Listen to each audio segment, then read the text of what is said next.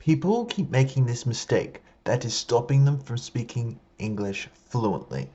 My students went from struggling to speak English and remembering words to expressing themselves naturally just by learning this super simple mistake that stopped them from remembering the words they learnt. And all they did was stop learning new words in English.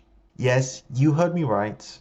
If you're tired of feeling overwhelmed by vocabulary and want to express yourself with confidence, this video is for you. So get ready to learn a surprising secret that's going to take your English communication skills to a new level. And make sure you watch to the end for an easy method to learn new words in English. Let's get started. Why do you forget words you already know in English? First, I want you to imagine your vocabulary as a shape, a square for example. And inside of the square contains your vocabulary. What I mean by that is that any word that you read in a book, for example, or if you hear spoken by someone, you'd immediately recognize and understand. So what's the problem, you're thinking? The issue here is that the words that you use in regular conversation make up a small part of this square. These are the words that you can retrieve from your brain easily and can use them confidently and naturally when speaking.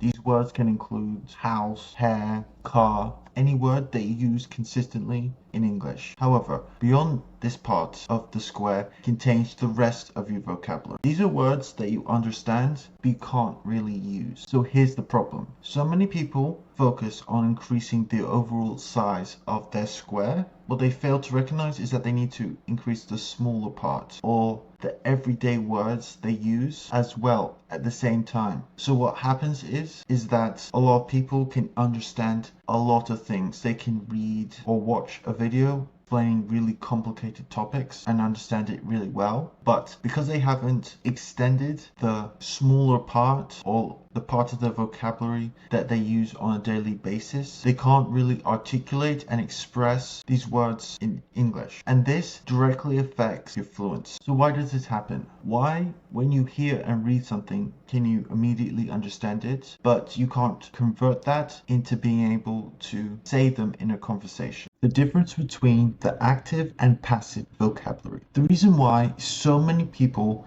can understand and read English really well, but they can't speak it and or write it, is because of this distinct difference between how your brain stores vocabulary and thus how quickly your brain can recall and use those words correctly in a conversation in English. This difference is your active and passive vocabulary, and understanding the difference between them will help you understand the problem and, more importantly, how to fix it. First, the active vocabulary. This refers to words that you can easily and confidently use when speaking or writing in English or any language. Your active vocabulary includes words that you are confident in using and you can actively use in a conversation without struggling to remember them.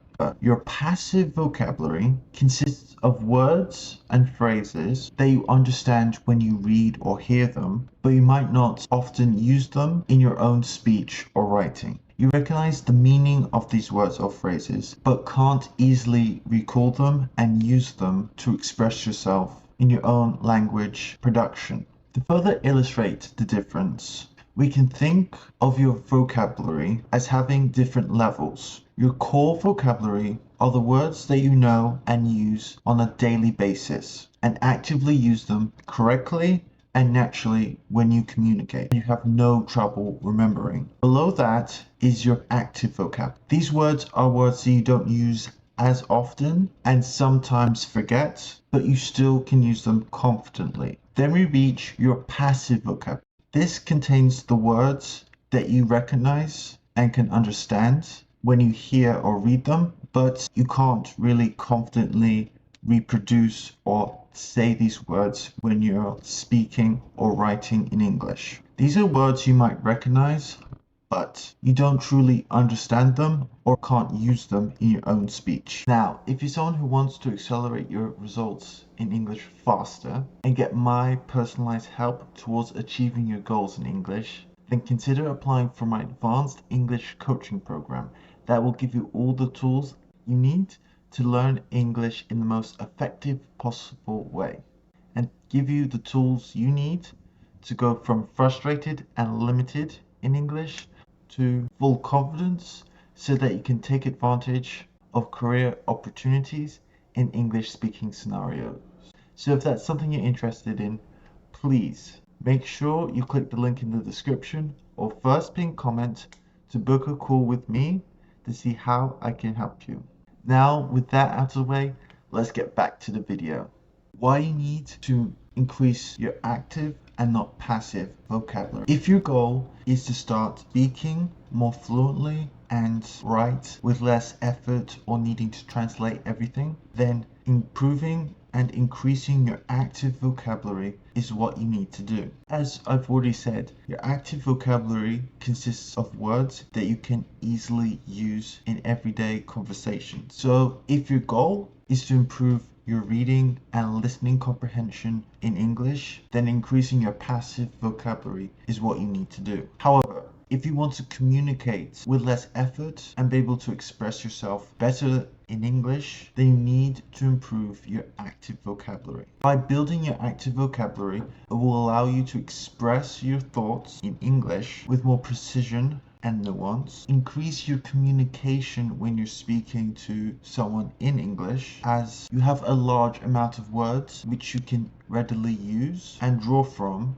and not have to rely on a translator or have your speech broken up by lots of as you're struggling to think what to say next. And more importantly, increasing your active vocabulary will give you greater adaptability in different contexts. If you're talking to someone and a topic changes, with a larger active vocabulary, you'll be able to engage with this topic far easier and feel a lot less stressed than before. Adaptability is particularly important in professional settings, where being flexible and be able to communicate and discuss different topics plays a significant role in career growth or just taking advantage of new career opportunities. How to increase your active vocabulary. Practice the word every day. If there's a new word that you're trying to learn or one that you're struggling to remember, then a really powerful way to remember that word and move it from your passive into your active vocabulary is to try and use it every day. Now, you might be hearing that and be wondering how, especially if you don't have someone to talk to consistently. So what you can do is to talk to yourself in English and try and find situations or contexts where you can use that word in a sentence. For example, if you're trying to learn or remember the word journal in English, then as you're going about your day and you see something that is noteworthy, then you can say to yourself, oh, that would make a great thing to write about in my journal, and do that over and over again,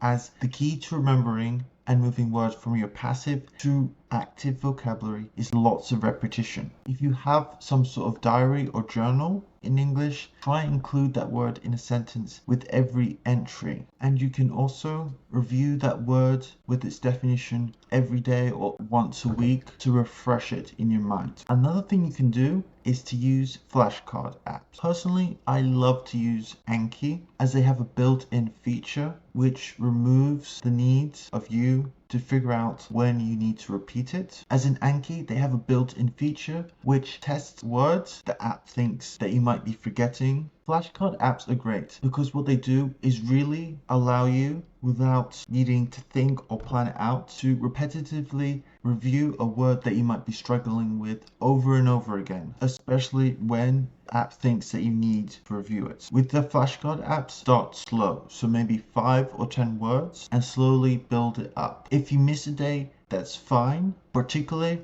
if you do the other tips in this video. My next tip is to repeat the word. If you're struggling to remember a word, try saying it out loud throughout the day. For example, going back to journal. If you're struggling to remember this word, then try and repeat it out loud every few hours or so. Research shows that the most effective way for people to learn and remember new words is to hear the word being spoken in your own voice. So by repeating the word out loud, you're helping your brain to remember that word so it can move from your passive to your active vocabulary. And the next tip you can do is to speak to yourself and either tell stories to yourself or write them down in a journal. An important part of remembering a word and using it correctly in English is to have context on how it's used. A big problem with learning a word without an example sentence is that your brain craves context. Having a difficult word in a sentence will give your brain the additional clues it needs to remember that word and use it correctly. So a great way you can do that is by telling a story to yourself using that word over and over again, or to write out a story and preferably read aloud what you wrote. This is a really powerful method you can use to increase your active vocabulary. Not only are you giving your brain context, not only are you speaking that word aloud, helping your brain to remember it, but also giving yourself practice in using that word in a conversation so that you feel more confident in using it. When improving your active vocabulary, one of the easiest ways to do it is to focus on words that you typically use and need to say in your native language first. What you can do is to write down words or phrases that you typically use on a daily basis in your native language and try to memorize them. But make sure to learn these words with context, because words flow far more easier from your brain to your mouth when learned in context. Another great way to increase your active vocabulary is to look around your house or apartment or room and continually try to describe things or name things in English instead of your native language. For example, if you're making a salad, then you can name off the ingredients. For example, tomatoes, peppers, radish, etc. Now, if you've been listening to this but still feel lost on how to incorporate all these things to improving your active vocabulary, don't worry. You can use this very easy method for improving it. Your first step is to identify 5, 10, or 20 words that you want to learn and master in English. These could be words that you've encountered while reading, during conversations, or even just have interested you or intrigued you. Once you've created this list, use a search engine like Google or the Oxford Dictionary to look up the definition and, more importantly, an example sentence with this word in context. Difficulty pronouncing these words. Most online dictionaries have pronunciation guides for them. So really take advantage of those pronunciation guides and practice saying it over and over again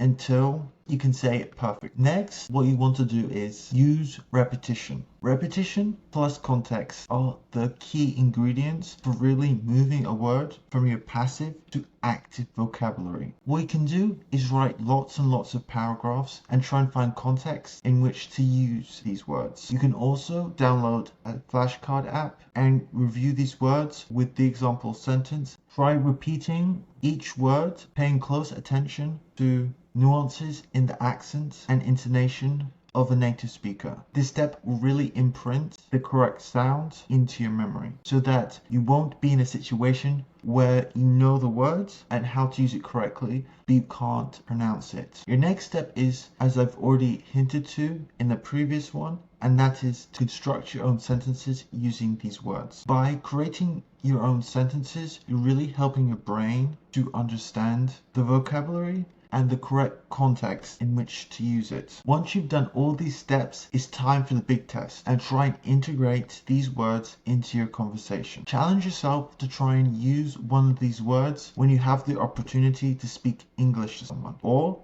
you can try recording yourself speaking English and really make an effort to use those words correctly as many times as possible. Once you've done all that, set a usage goal. If you have a language exchange partner or just someone to practice speaking English with, try and set a goal before your conversation on the number of times you want to use each word. At the beginning, it could be once or twice. Of course, remember to use them naturally and avoid using them too often just to meet the goal. The more you use them, the more natural it will be in your speech. And then once you feel confident in these words, repeat this process with a new batch of 5, 10, 20 words, slowly increasing your active vocabulary in manageable chunks will really help you avoid feeling burnt out or overwhelmed with all those words. And more importantly, you'll have the confidence that you've learned these words and know how to use them correctly in English. Well, congratulations on leveling up your English by avoiding this common mistake. I hope that you can improve your speaking abilities by using the tips and tricks in this video.